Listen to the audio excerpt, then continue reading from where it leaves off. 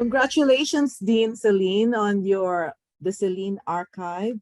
And it's an amazing story about a Filipina who was buried alive. So talk about what was the first time, when was the first time that you heard about this story, and what inspired you to make the documentary? Thank you so much for your interest in this film, which I really hope is a gift to our community, in the global diaspora of Filipino Americans and Filipinos everywhere. So I was an undergraduate at UC Berkeley in the early 90s. And this was a time when I was really trying to figure out, who I was. I think I had been in this country for just about 5 years, and just finding out, my own investments in the people who had been here. And my sister, who I was at Berkeley with, was, informed by the same, fire to learn more about Filipinos in America. And she was doing research, and she ran into this article from the New York Times, actually, about a Filipina woman being buried alive in the 1930s in Northern California. And she thought it was so funny that her name was Celine. I mean, it's a gruesome and horrible story, but it's so rare to find another Filipina with that name. There's a lot of Spanish names, American names, but it's kind of strange that it's a French name, and it was also from a woman who was from the 1930s. It just was, so she just, would tease me like, oh, it's in a swang, she's following you around. It just became this kind of part of our life. And the more so it was a part of my life for 20 years. And the more I thought about it, the more it was a gripping story for me. And I wanted to find out more about her because, Filipinos at that time, the ratio of men to women was 14-1. So I thought, like, she was buried alive because she was going around looking for other men. Was that it? And then she was being punished for her exploration of sexual freedom. Was that it? Because it was also a time for me of pagdadalaga, like growing up as a woman and trying to figure out what is sexual freedom, what is sexual choice. And so I made a lot of assumptions about it. And the more I looked into it, the more revealing the story was about who we are in this country. Mm-hmm. And in the story of Celine, the archive story, there are two reasons why the Caballeros and the Maria Claras wanted her dead. The first one was because she witnessed a crime committed by a Filipino to a white woman. And the second was she was unfaithful to her ailing husband. What do you think is the real reason why they wanted her dead?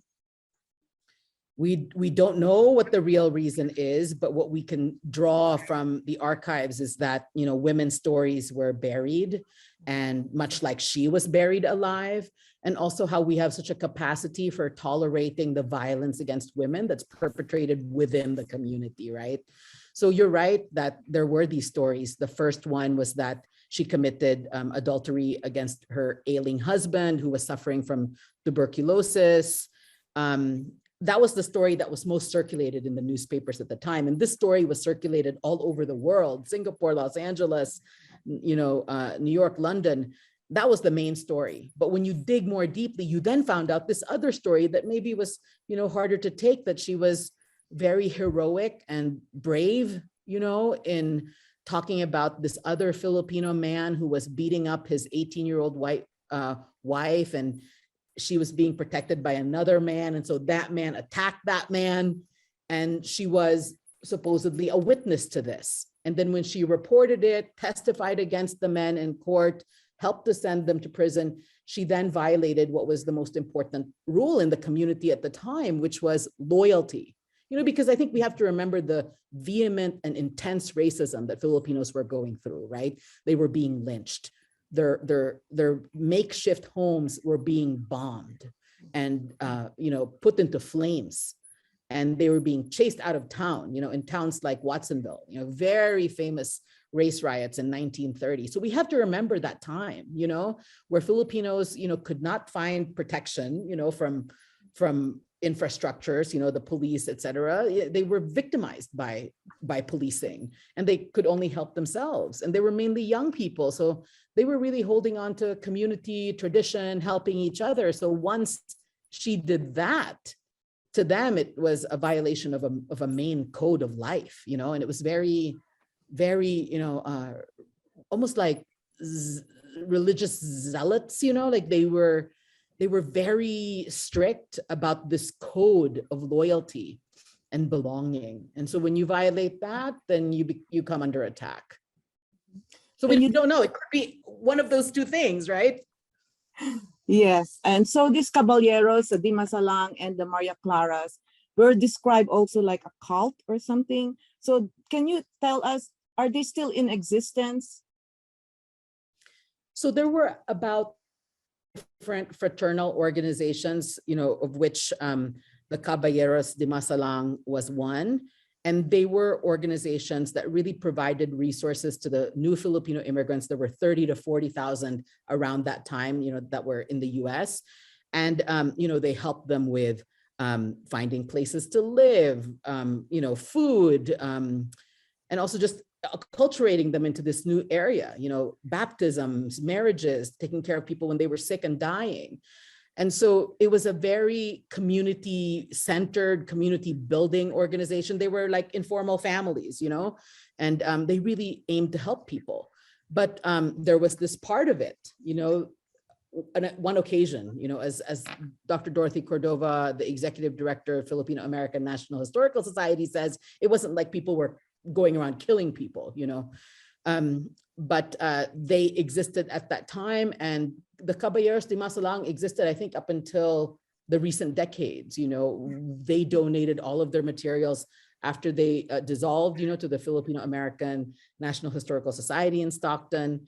They owned property in San Francisco, but I don't think that they exist any longer. I think we're much more acculturated, but they regional organizations that Filipino Americans have, dances, beauty contests, all those rituals that existed then still exist now, but not just within these fraternal organizations. I think they've been taken over by more regional, organizations. How do you preserve, your culture from the Visayas, Mindanao, et cetera, How would you describe the Filipino mood during those times? Like, was there women's power?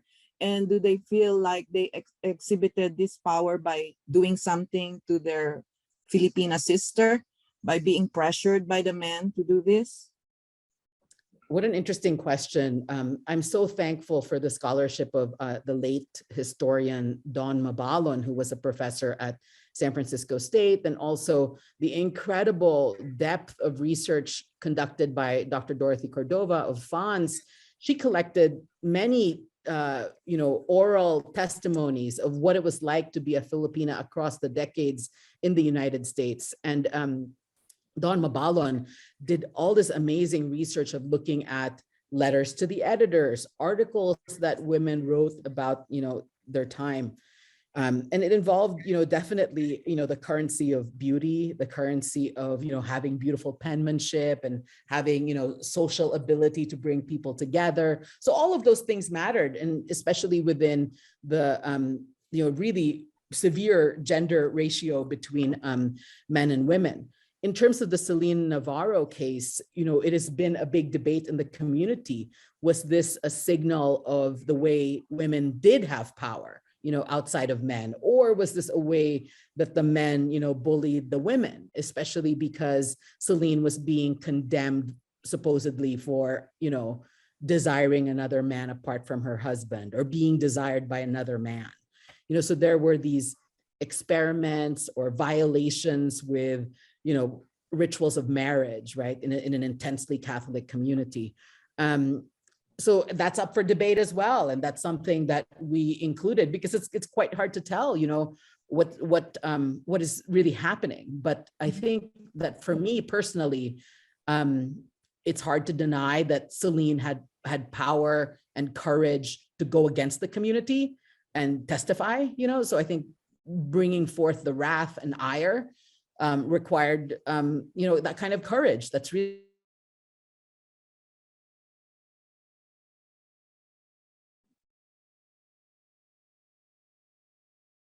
required a lot of power, maybe a misguided, misdirected power, but they definitely had power too. So while it's hard to tell, I think we can see that the women acted, And I guess the last thing I want to say about women's power covered that I did not expect it would uncover is the story of Filipino American migration has very much been told in terms of men, like men came here to work, and men came here to marry people, start families. But we don't really hear about women doing that. And Celine's mother, Juana Montaire, brought her 3 daughters, and they moved on their own. They did not follow any man. They moved on their own because they themselves were seeking work, opportunity, dreams, and they did it. And so I think that that's one of the big contributions of the film, is that it explodes that notion that women were just following men around, that they acted of their own accord. Mhm. So 8 of them were convicted of the murder but were acquitted. What do you think of that? And was there evidence of savagery and misogyny? Yeah, thank you for reminding me that, the way the newspapers constructed the story was definitely of savagery, and voodoo ritual. And there was this narrative of Filipinos did not belong to the US as citizens. They could not qualify as citizens because, they had a constitution that was incompatible with civilization, So that was really shown in the newspapers. But I don't think it's deserved in any way. This was an anomaly. It was a rare occasion, a controversial one. But what is really revealing, Janet, and I think it's one of the most painful results of the movie, is that the people were indicted, but they were not convicted, because the organization, the Caballeros de Masalang, was able to solicit contributions from every single member, and they were able to hire, the best defense attorneys. And through a glitch, whether it was like different rules according to different counties, they were able to get off. And so that was extremely, painful for the family, because this means that Celine Navarro did not get justice. And even more so, that the community came together to prevent her from receiving justice. So, for the family of Celine Navarro and her many descendants, it's very different. Whenever I see, Filipino Americans on the street, I always, figure out, are we from the same place? Are we related? What's your name? Who are you? Who's your family? And where do I go get the best food around in this neighborhood? And for them, it's not like that. It's there's a sense of suspicion, like, were you a part of the community that led to, the sacrifice of my grandmother? I can't even imagine that kind of disorienting, pain in regards to a community that you're supposed to belong to. Mm-hmm. And there were 2 men or somebody, like, I don't know the exact number, but they were asked to bury Celine. But one of them saw Celine, like, her hand sticking out with the dirt on her fingers, trying to come out. Why didn't they try to save her? What do you think happened there? Yes, so I did not even know that Filipinos at that time had cars. I just thought like they took the bus, but it was interesting to read that people had cars. There were 2 or 3 cars that traveled with her body from Stockton all the way to Jersey Island. I mean, is it like just under 2 hours to get there? So I can't even imagine that at that time, how long, that took. And what did they go through, those 8 people? What were they talking about in the car as they were bringing this woman who was alive to this desolate site, And at that site in Jersey Island, there were 2 men who they woke up. One of them, interestingly, has like a Korean name, Kang, and then another one, had a Filipino name. But they woke them up, and then they made them, one of the 4 men, one of the bosses, Bustamante. I mean, when I first read the article, I thought, oh, Bustamante was having an affair with Celine Navarro and he got jealous, but but that wasn't the case. He ordered those 2 men, to dig up a hole and then put her in the hole, So Dylan Delvo, one of the community activists in the film, talks about how long did that take? What was the consciousness around that? They all stood around and waited for a huge hole like that to be dug, and then to put the ground over her, how long did it take, and what did they say to her as that was happening? But I do believe that mandate of loyalty was so strong, that people were acting in such fear that they could do such a thing, right?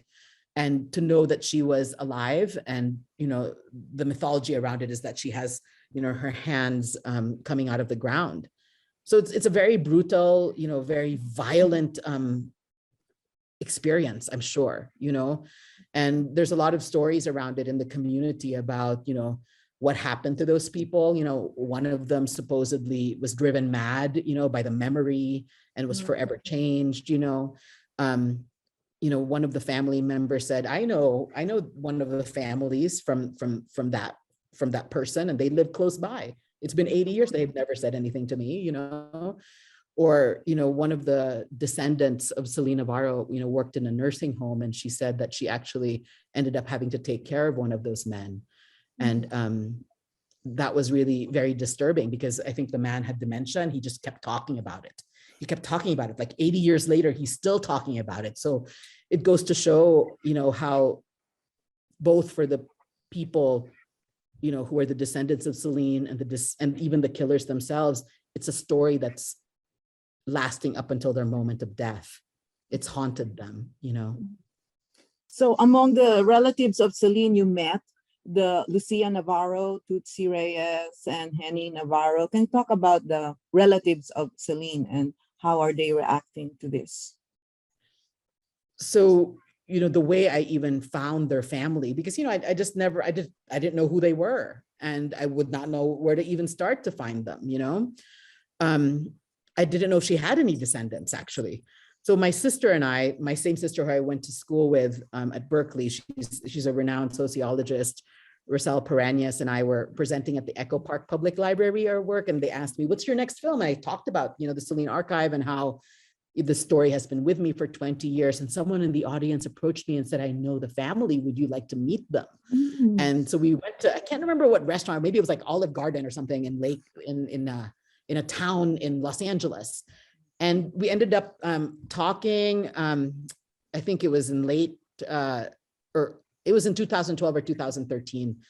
And we established trust. I think, one of the main things is that, that family has been really victimized by either the invisibility of that story, the burial of that story, or the way in which, her story is really eclipsed by the racism in the articles. Filipinos are savage, they're wild, they're demonic, And I think the trust was very important to establish.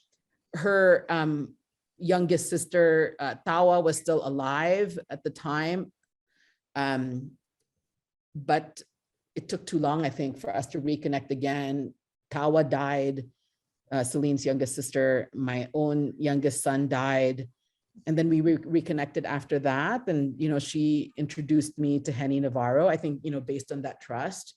And, I had to talk to Henny, for a long time, and we had to meet in person because he wanted to vet me and see what I was about, to see my face. And I think one important assurance to him was I wasn't going to create, again, that very sensationalist narrative, that I was very much in sympathy, with their pain, that feels like it was just yesterday that this happened to them, even though he never met his grandma. And from meeting Henny and establishing that trust, he was introduced me to Lucia Navarro, Celine's only living daughter, and her granddaughter, Tutsi Reyes. And, her son interviewed me, making sure that I wasn't, going to be exploiting his mom and what I was. So it took a long time, to establish trust. And I'm so pleased that they feel honored by the film. They feel that I listened to Celine Navarro's story and, have asked to adopt me into their family, which, I just feel this strong sense of love from them that I return in equal measure. I love them so much as a family, and I have so much just profound, respect for what they've gone through. And I really want to honor that. Like, I did not want to create like a forensic files, Law and Order, here's the guilty, here's the victimized. I really wanted to talk about the people who are in pain. And I did not want to repeat the infliction of pain on their family. Yeah, so, we continue to speak. And one day I hope that we can, after that we can go to the archives together and take a field trip as a family. Yeah, and it's amazing also that Dr. Dorothy Cordova and all the historians, Alec Fabros and who else? Dr. Rick Baldos, all of these people help you. And they had files and archive materials on this event. So talk about the kind of research that they got involved in as well. So what's interesting is that, Alex Fabros published the first article on it in 1997, with the help of Filipinas magazine, which was published by Mona Lisa Yuchenko, a very major, cultural figure, community organizer. And, I think he felt quite uh, ousted or condemned for having aired, dirty laundry. But that article was the very first lifeline for the family. It became a confirmation that the oral history being passed down about their mother and grandmother truly and really happened, So that article became passed on in the family. So it really says something, right, about what scholars and historians can do, to help our community. And so, so Alex found it through the help of 200 students at San Francisco State University, where I used to teach. And these students, really wanted to bring her story to life. They wanted it to make sure that it was not buried, that the stories of women in our community rise to the top instead of the romantic image of, the Filipino immigrant man, working and discovering America. Instead, what were the women doing? And Dawn Mabalon was also doing research, at UCLA and at Stanford, really a testament to, Asian American studies and critical race theory and what does it mean to know our own stories. Rick Baldos was doing the same. He was based, his family is, a really pioneering Filipino American, multiple generations in the Pacific Northwest, community activists.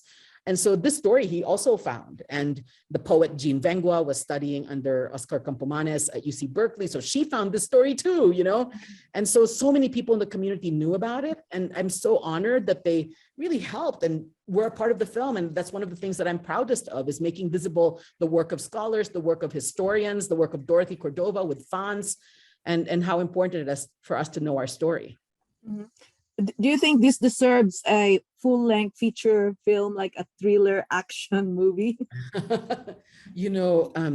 When I first thought I was going to be making the movie, I did think it was going to be a fiction screenplay that I was going to write and then direct. Because once you look at the New York Times article from, April 1933, it's so cinematic, right? It's like, Bustamante, then these people who buried, and then, just her own story. So I do think that it deserves cinematic, fictional treatment. I mean, the costumes alone, the physical comportment of being in migrant labor camps in Central California, the amazing labor organizing that was happening, the way that the communities organized, fraternal organizations to help each other, to provide food, shelter, all of that is so dramatic and so epic, a testimony to the strength of a people, right? So you would want to show that. Mhm. But when I met the family, I knew then that I had to make a documentary, that for me, it had to be a documentary at the time, because I wanted the family to speak and I wanted them to share, what does it mean to inherit this kind of story? What does it mean to inherit, the becoming orphaned by a murder that happened within a family? Like I wanted Lucia to be able to talk about how she was neglected as a child. She didn't know where her meal was going to come from because she was missing her mother and her father,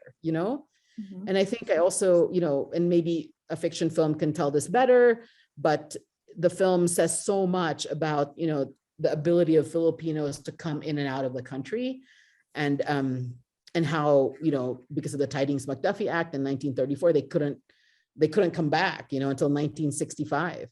So this family really experienced the way that we were treated as a people, within US immigration laws and international relations. So I do hope, whether it's me or someone else, an epic fictional movie should be made. And, sticking close to the historical record, I think will be a big benefit. And it's really thanks to the amazing work of historians that we know the story. Mhm. And you also mentioned while you were doing the film, there was also a loss in your family, your son. Can you talk about how therapeutic also was it for you to be in this journey while you were doing the documentary? Yeah, like my son Lacoste suddenly died on Christmas Day. He wasn't sick. He just had a common virus that started within 24 hours. He died suddenly. It's so painful. It's so painful because when something like that happens, I didn't know if I myself would continue to live, because how can your son die before you? A person who's so vibrant and vital and full of love and life. And I didn't know if I could go. I did not even know if I could read anymore, because I just would try to read and I couldn't see the words. Mhm.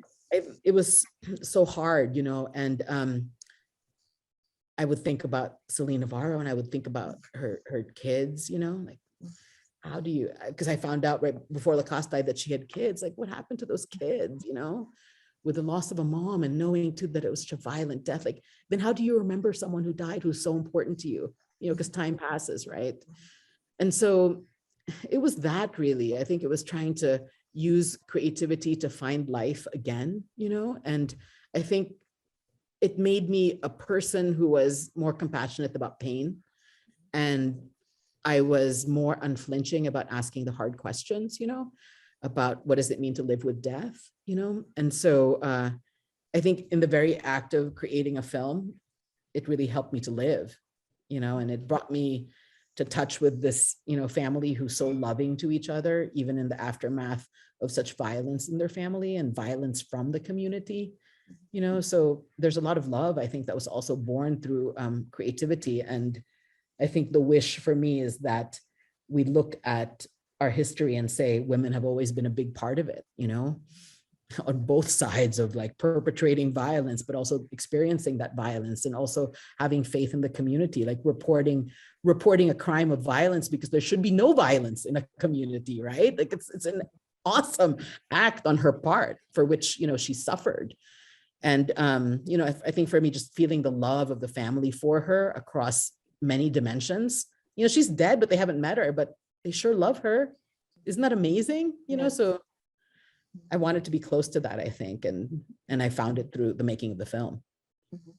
And why do you think this story is also buried, not really well known, you know, to the community?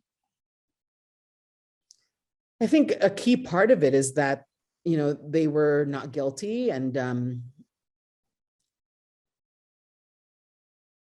she didn't get justice, right? And in some ways that becomes the logical result, is that the story dissipates, you know.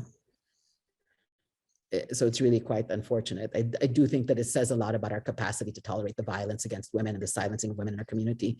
I really hope that this film, you know, enables us to say what other stories are out there in our past, you know, that are, you know, equally, you know, formative to so many families, you know, and moving. And I think just really shows a picture of how hard it was at that time, and how truly amazing and miraculous it is that we continue to be here, you know, even in the face of such stories. Mhm. So you've shown this documentary already to some audiences. What was the reaction among audiences, and what gems of wisdom do you think that people can get from this? It's been really amazing to have shown the film. You know, it was finished in 2020, early 2020, and late 2019. And so it started premiering, you know, at the Los Angeles Asian American Film Festivals, and I think about 30 plus other film festivals all over the world. And it also had a theatrical premiere at the Harlem International Film Festival on opening night in New York, you know, during that moment of the pandemic where suddenly we were able to go out, you know, was it last May 2021? And, you know, I think for me, I wanted to assert in the first seconds of the film that this is a Filipino American story, you know, because one of the first questions I ask is, where are women in Filipino American history? Some people could say, I really don't care. I didn't even know there was such a thing as Filipino American history. But this film operates from the premise that this history is important and everyone should know about it, you know? And so it's screened in Asian American film festivals and women's festivals and documentary film festivals and in general film festivals. And it's won awards in each of these different, you know, areas, because I wanted it to be seen by as many people as possible. But uniformly, I think we really benefit from the Me Too movement, the Time's Up movement. You know, even though this story has been known for decades within our community, I think we now have permission with both the racial reckoning and the gender and sex reckoning that came from these social movements. And so I think what is the result that I most want, I think, is to cultivate creativity from Filipino Americans to look at our history, you know, and not to look at it romantically, but to really contend with, you know, how confounding and confusing it can be, you know, but it's very important to give justice to her story. I mean, I feel it almost like as a supernatural force, it's something that I had to do while I was alive, on this earth, because I think it's making a connection as an immigrant woman to Filipinos who had been here and saying that story is also my story, even though I wasn't born in the US. Because, she's from the Philippines too. She was born in the Philippines, and at the time she was going back and forth, between the US and the Philippines. And I recognize so much in her, and I want her story out there. I don't want it to be, made silly. I don't want it to be made sensational. I really wanted to honor her as a mother, sister, daughter, and a brave woman, to inspire other women in our community. If you were to meet Celine, what questions would you ask her?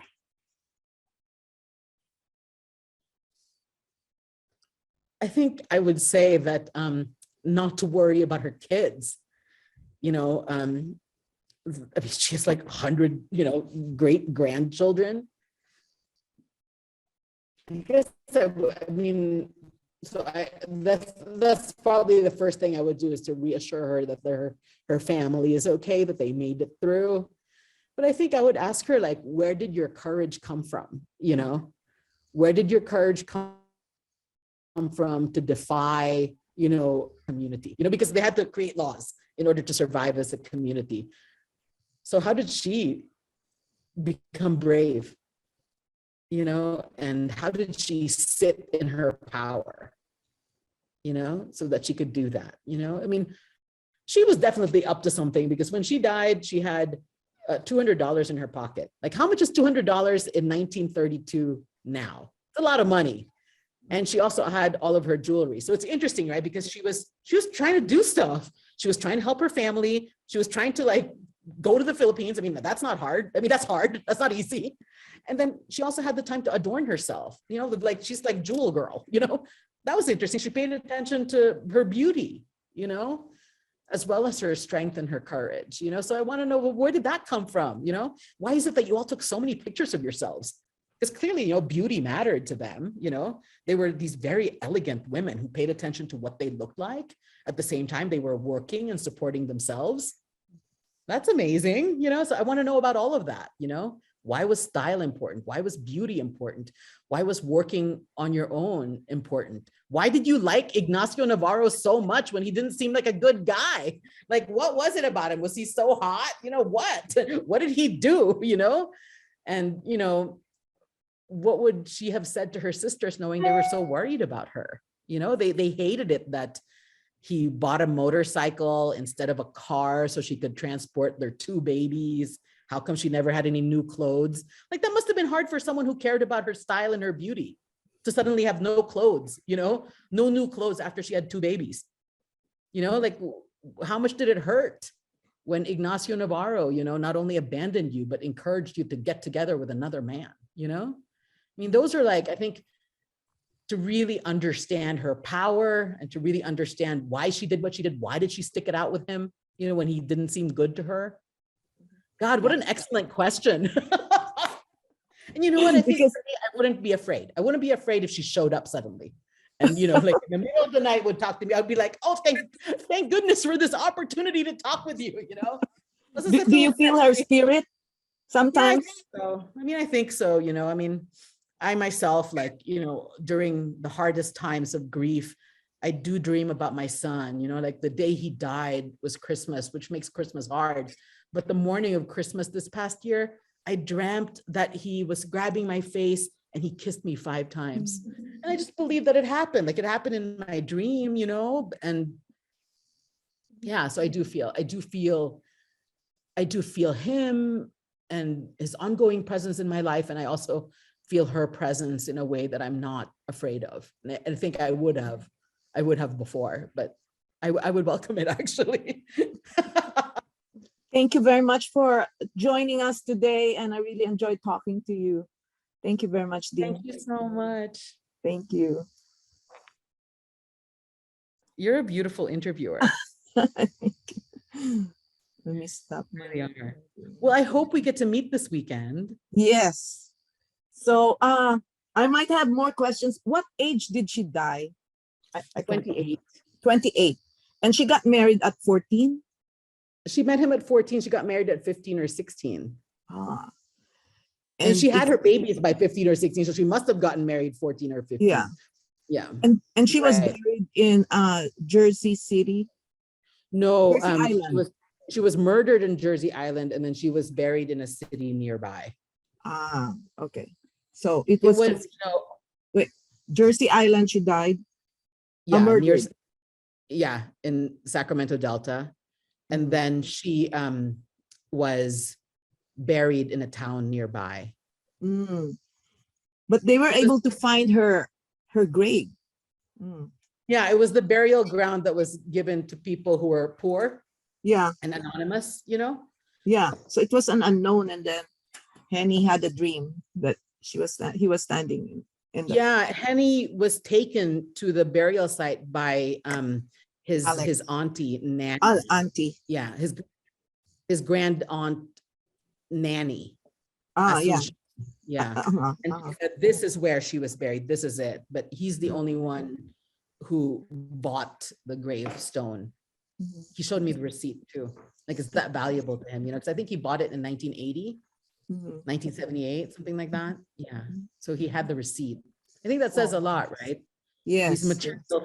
these material things, you know, the death certificate, the gravestone receipt, you know, that's like the proof of love, the proof of her life and her Mhm. existence, you know. And the only sister alive is Lucia. The The only daughter. Yeah, The the only daughter. daughter alive. Yeah. Yeah, her sister, her youngest sister died, you know, in 2012, 2013. Mm. Dawn de Suicido's mom. Yeah, it's interesting how she got attracted to Ignacio and described by the sisters as stupid man. A stupid man, an uneducated man, a selfish man, right? They did not like. Yeah. That's interesting. So It's so amazing, right? Like Dorothy Cordova was contacted by them when they were in their 80s, and they knew it was important, you know, to tell the story. You know, like there's something about that, right? That they yeah. understood it was Mhm. bigger than them, and Mhm. that if they didn't record it, that the story would be further buried. That they had to go. They had to go and say it. Mhm. And they You are know, 80 years old when they met with Dorothy. Dorothy. Yes. So it was very clear still in their minds. Yeah.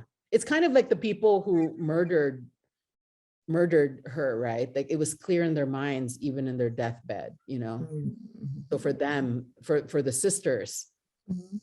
they wanted to put on the record her story. Mhm. Mhm.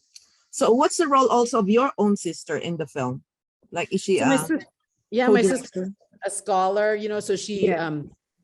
she really helped me to you know, frame the film. And she's one of the best interviewers out there. You know, she's the one who asked the question, what did you eat for breakfast, lunch, and dinner? What did you do for your birthdays? You know, just Yeah. got to the heart of the matter. You know, it got Lucia, you know, like if someone asked me, what did I eat for breakfast? I would not start crying.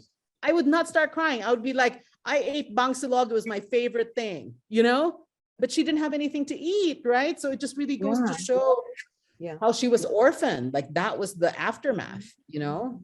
And Yeah, I she was felt, struck by, she said, like, I steal something and that's what I ate. yeah, I steal eggs from the chicken, and that's what I ate from the neighbor, you know? Mhm.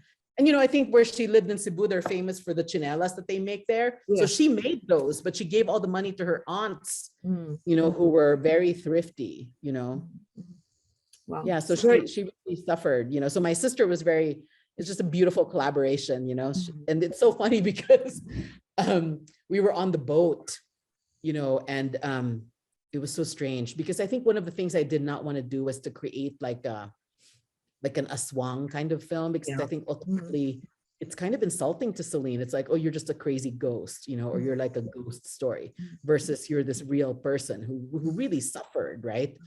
And so at the same time that I really thought, oh, I'm going to hire animators, and then we're going to create these animations, you know, because like Manananggal, Aswang, Kape, Yes. you know, Filipino ghosts are so amazing.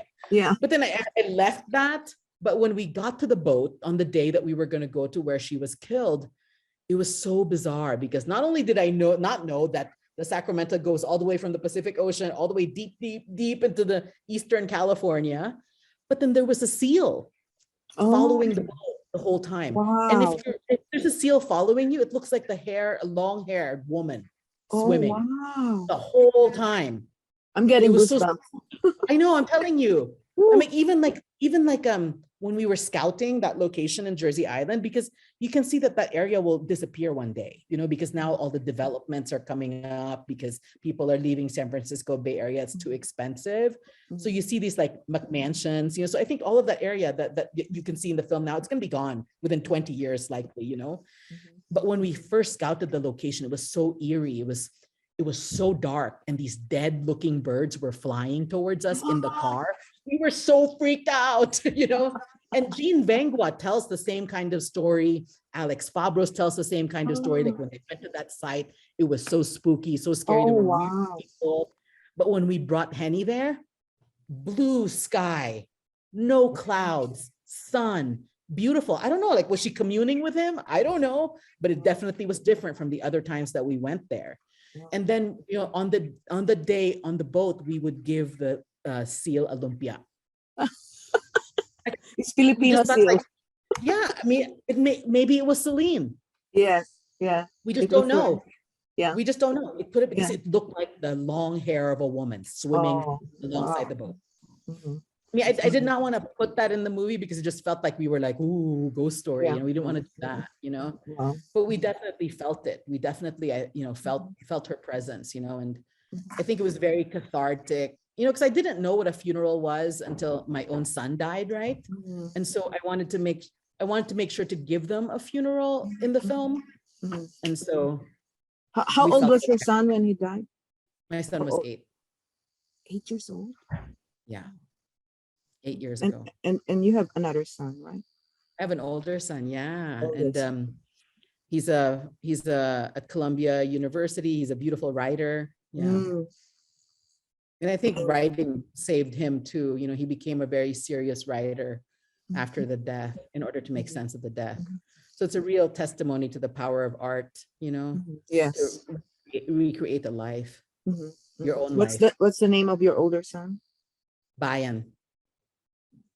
Yeah. Bayan, Bayan. Oh, Yes, Bayan and Lakas. Bayan and They Lakas. love going home to the Philippines, right? Because they saw their name everywhere. Yeah. You know, like on the bus, you know, on the Yes. building.